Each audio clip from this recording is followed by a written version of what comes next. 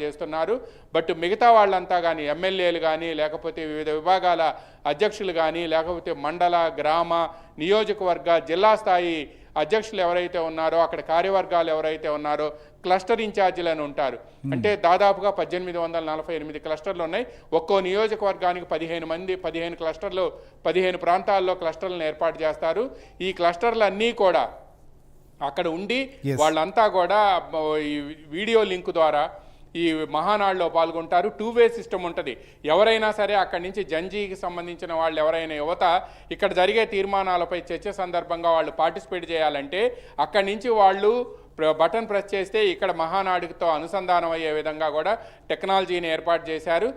Party central ఆఫీసులో control రూమ్ని ఈ రోజు నుంచి ఏర్పాటు చేసి దీన్నంతా కూడా కోఆర్డినేట్ చేయడంతో పాటు టెక్నాలజీని ఇంటిగ్రేట్ చేస్తూ ఉన్నారు. 1848 క్లస్టర్ల నుంచి కూడా అందరూ పాల్గొనే విధంగా కూడా ఏర్పాట్లు చేస్తున్నారు. శ్రీహరి, ఈసారి క్లస్టర్ల ద్వారాగా ఈ ఏర్పాటు చేయడం, వాళ్ళందరినీ పార్టిసిపేట్ చేయడం, జంజీ కూడా భాగస్వాములు చేసేటువంటి ప్రయత్నం ఒకవైపు జరుగుతుంది. అయితే ఇంకొక ప్రధాన చర్చ కేంద్ర క్యాబినెట్ సంబంధించినటువంటి అంశం కూడా తెలుగుదేశం పార్టీ కీలక భాగస్వామి ఎన్డీఏ కూటమిలో. సో దీనికి సంబంధించి ఏంటి, ఏమైనా దీనిపైన కూడా ఏమన్నా చర్చ జరిగిందా, లేకపోతే ఏమన్నా అసలు ఏమనుకుంటున్నారు? కేంద్ర క్యాబినెట్ విస్తరణకు సంబంధించినటువంటి అంశం ఎప్పుడు ఉండొచ్చు అని కానీ, ఎవరికి అవకాశాలు ఉండొచ్చు, ఎలాంటి పరిస్థితులు ఉండొచ్చు అనేటువంటి దానిపైన ఏమైనా చర్చ ఉందా మీ దగ్గర?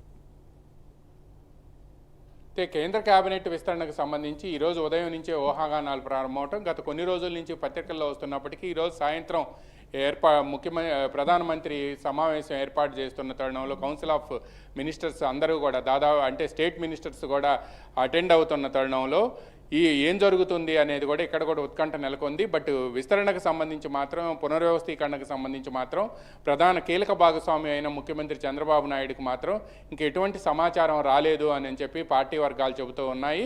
ఇదే సమయంలో ఇక్కడ ఆంధ్రప్రదేశ్ నుంచి పౌర విమానయాన శాఖ మంత్రిగా రామ్మోహన్ నాయుడు, అదేవిధంగా భూపతిరాజు శ్రీనివాస్ వర్మ, దీంతోపాటు పెమ్మసాని చంద్రశేఖర్ వీళ్ళంతా కూడా ఉన్నారు.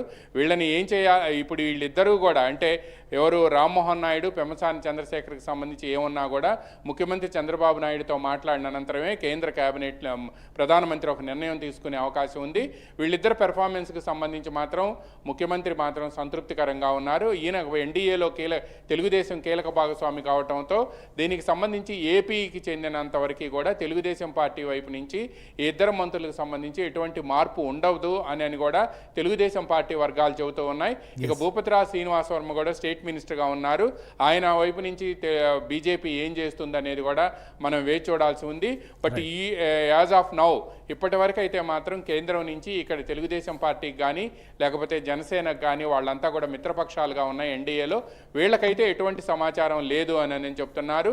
ఎందుకంటే 2 సంవత్సరాలు పూర్తవుతున్న సందర్భంగా కేబినెట్ను పునర్వ్యవస్థీకరించి బీజేపీకి సంబంధించిన కొంతమంది కీలక నేతలను పార్టీకి పంపించి మరి కొంతమందిని కొత్త వారిని తీసుకొస్తారని, వైఫల్యాలు తర్వాత ఎవరైతే బాగా పనిచేశారో వాళ్ళందరినీ కూడా గుర్తించి పనిచేసిన వారికి ప్రమోషను, వైఫల్యం ఎవరైతే ఫెయిల్ అయ్యారో వాళ్ళందరినీ డిమోషన్ చేస్తారని కూడా ఢిల్లీ నుంచి ఊహాగానాలు వస్తున్నాయి.